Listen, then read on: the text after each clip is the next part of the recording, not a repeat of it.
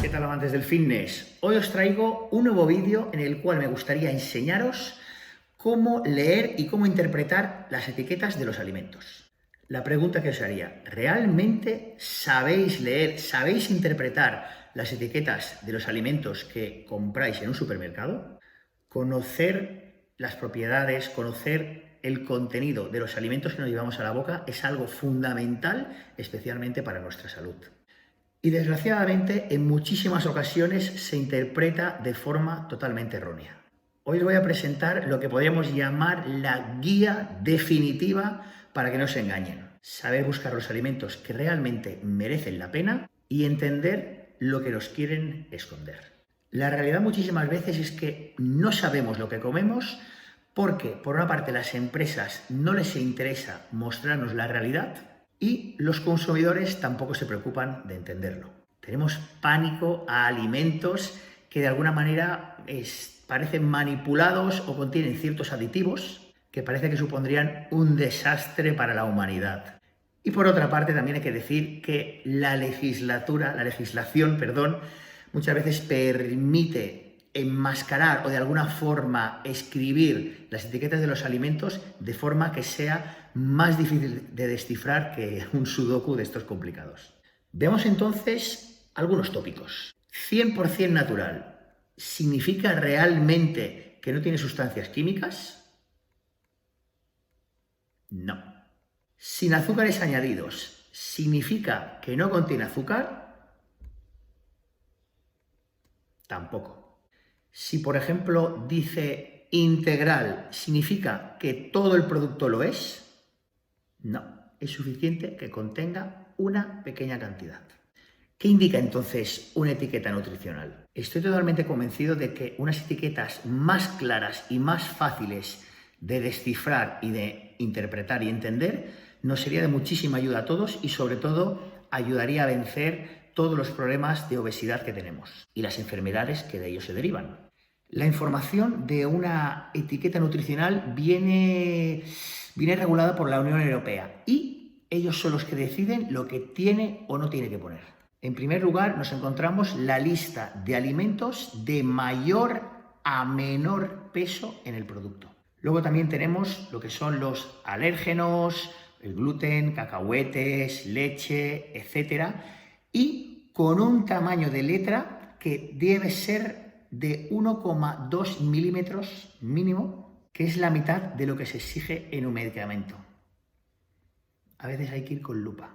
Fecha de consumo preferente y fecha de caducidad. El primero significa cuando el producto conserva todavía todas sus propiedades y el segundo quiere decir que a partir de ese día consumir ese producto puede resultar ya peligroso. También encontraremos el país de origen o lugar de procedencia, sobre todo en productos como miel, frutas, hortalizas, pescados, aceites, carnes, etc. Y por supuesto también tenemos lo que es la información nutricional, incluyendo las kilocalorías por 100 gramos o mililitros y cantidad diaria recomendada por la Unión Europea. Además de lo que son las grasas, las proteínas y los carbohidratos, de forma totalmente especificada. Y esta, curiosamente, es una información que es obligatoria desde 2016. Antes ni siquiera era obligatoria en el etiquetado. Concretamente, diciembre de 2016, o sea, prácticamente 2017. Entonces, la pregunta que nos hacemos, ¿en qué debemos fijarnos a la hora de leer una etiqueta principalmente? Hidratos de carbono y azúcar. Debemos mirar el contenido total de hidratos de carbono y luego fijarnos en el contenido de azúcar. El azúcar siempre es hidrato de carbono, pero no todos los hidratos de carbono son azúcar. Así pues, es importante que los alimentos tengan el mínimo de contenido de azúcar y mucho cuidado con el tema de la fructosa, que nos las venden como algo sanísimo y muchas veces no lo es. Grasas. Debemos mirar el total, por un lado, y luego ver el tipo de grasa, de saturadas, poliinsaturadas e insaturadas. Las saturadas, lógicamente, son las más perjudiciales para nuestra salud, pero de las que debemos huir radicalmente es de lo que se llama grasas trans, donde los ingredientes suelen salir normalmente como parcialmente hidrogenadas. Muchísimo cuidadito con esa trampa. Y si hablamos de proteínas, debemos revisar que muchos productos se anuncian como alto valor en proteínas cuando en realidad no lo son. De hecho, el otro día me pasó, como anécdota, revisar unos yogures que me escribían clientes diciéndome: Chisco, ¿me puedo comer estos yogures que son altos en proteína? Y revisando el etiquetado punto por punto, te das cuenta de que realmente tiene la misma proteína que un yogur convencional, pero aprovechan ese marketing proteico para vender más el producto. Mucho cuidado con los aditivos, que suelen ir un poco también enmascarados y empiezan normalmente por E, seguida de números. Si por ejemplo es un 100, hablamos de colorantes, 200, conservantes, 300, antioxidantes, 400, espesantes o estabilizantes, 500, regulador de la acidez, 600, potenciador del sabor. Hay productos que están cargados con todos. Sal y sodio. Muchísimo cuidado con esto. El sodio es el principal componente de la sal. Y es una cifra que debemos tener en cuenta, especialmente cuando nuestra intención es reducirla. Si un alimento contiene, para que os hagáis una idea, 100 gramos de sodio,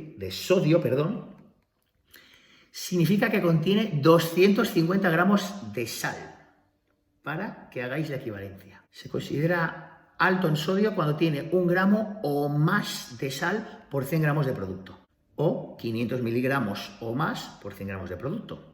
Y hablaríamos de bajo en sodio cuando tiene 0,25 gramos por 100 gramos de producto. O, extrapolado al sodio, 100 miligramos o menos de sodio por 100 gramos de producto. Eso sería bajo en sodio o bajo en sal. Luego es importante también tener en cuenta que los valores estipulados, lo que son los valores diarios recomendados, son estimados en dietas de unas 2.000 kilocalorías aproximadamente. Con lo cual es una información general, pero que no podemos extrapolar y generalizar a todo el mundo, porque lógicamente no todo el mundo tiene las mismas necesidades energéticas diarias. ¿Cómo entonces cambian las palabras y enmascaran cosas para engañarnos? Afortunadamente hemos aprendido que el azúcar es una sustancia de la que vamos a intentar de algún modo huir. Y eso la industria alimentaria lo sabe y lo ha perfeccionado muy bien. Hace grandes esfuerzos en intentar de algún modo ocultarla. De esta manera lo encontramos bajo múltiples nombres, como por ejemplo fructosa, dextrosa, glucosa, lactosa, galactosa, jarabe de maíz, azúcar invertida, jarabe de arce. Cualquiera de estos nos está diciendo que sí o sí estamos tomando azúcar o algo peor. ¿Cuál es uno de los trucos que utilizan mucho para, de alguna manera, ocultarlo? O mejor dicho, disimularlo, porque ocultarlo no lo ocultan, no pueden hacerlo.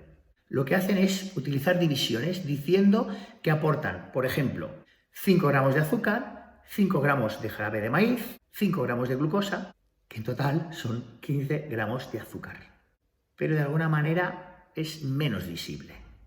En otras ocasiones también lo que hacen es enmascarar diciendo la cantidad de azúcar que tiene por 200 mililitros, cuando en realidad la botella es de 500 mililitros. Pensad cuántas personas se paran a hacer la regla de 3. Creedme, muy pocas.